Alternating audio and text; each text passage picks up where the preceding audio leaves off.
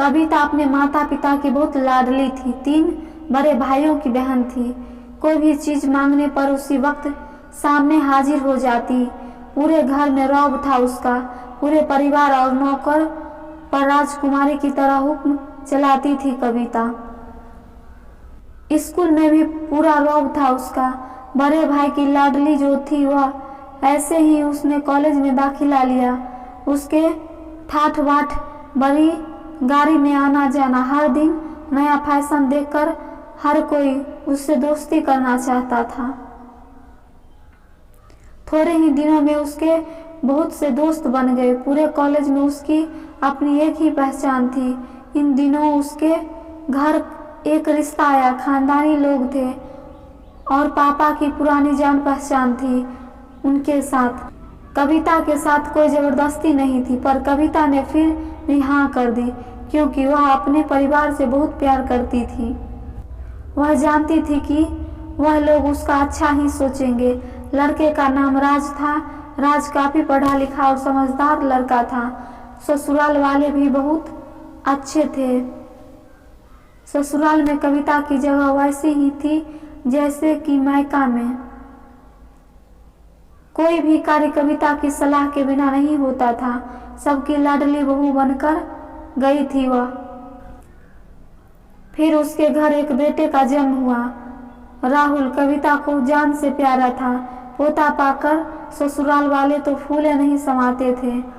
कविता कभी कभी सोचती थी कि उसकी किस्मत कितनी अच्छी है। उसका हर अपना उसे कितना प्यार करता है। चाहे जीवन में कैसा भी समय आए, मेरे अपने हमेशा मेरे साथ है। मैं कभी अकेली नहीं हो सकती। कितना खुशकिस्मत हूँ मैं। पर शायद कविता की खुशियों को उसकी अपनी ही नजर लग गई थी। एक दिन वह मायके जाने की जिद कर बैठी। राज को बहुत काम था, लेकिन वह फिर भी उसे ले गया। रास्ते में उनकी गाड़ी अन्य गाड़ी से टकरा गई। कविता, राज और राहुल बहुत बुरी तरह से जख्मी हो गए। काफी दिनों के इलाज के बाद राज और राहुल तो ठीक हो गए, लेकिन कविता पूरी तरह से ठीक न हो सकी। सर पर चोट लगने के कारण वह अपनी आंखों की रोशनी खो बैठी। अब कविता की किस्मत जैसी उलट पांव चलने लगी। मायके वाले कुछ दिनों तक उसे मिलने आते रहे, फिर कभी कभार फोन ही करके कुछ पूछ लेते, अब कैसी हो। धीरे धीरे ये सिलसिला भी कम होता गया। ससुराल वाले की सहानुभूति भी कम होने लगी। घर में किसी को पास बैठने के लिए कहती तो जवाब मिलता, बहुत काम है, अब तुम भी हाथ नहीं बटा सकती। राज भी चिड़चिड़ा हो गया था।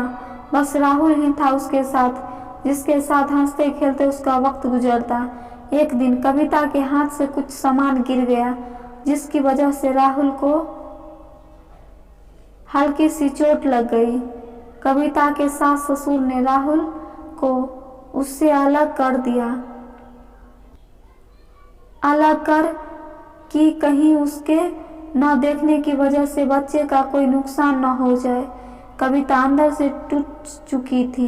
एक दिन उसने सबके सामने मायके जाने की इच्छा रखी तो राज उसे तुरंत मायके छोड़ आया, जैसे कि वह भी यही चाहता था। लेकिन राहुल को उसके साथ नहीं भेजा गया। कविता कभी राहुल से दूर नहीं रही थी, पर अपनी कमी के कारण उसने ज्यादा बहस नहीं की। कविता को लगा कि वह 3-4 दिन वहां रहेगी तो थोड़ा हवा पानी बदल जाएगा, क्योंकि वह कितने दिनों से कहीं भी बाहर नहीं गई थी। घर वाले भी इतने दिनों बाद उसे देखकर कितने खुश होंगे। कविता के घर पहुंचने पर सब लोग बहुत खुश हुए। खाने में सब कुछ कविता की पसंद का ही बना था। उसने अपनी मम्मी पापा और भाई भाभीियों से दिल खोलकर बातें की। उनके छोटे छोटे बच्चे भी बुआ के साथ घुल मिल गए थे। रात को सोने के वक्त जब वह कपड़े बदलने लगी तो उसे पता चला कि उसका बैग तो बहुत भरा हुआ था। वह सब समझ गई। वह बहुत उदास हो गई। कुछ दिनों तक तो सब ठीक रहा, फिर जैसे सब बदलने लगा, सबका व्यवहार बदल रहा था।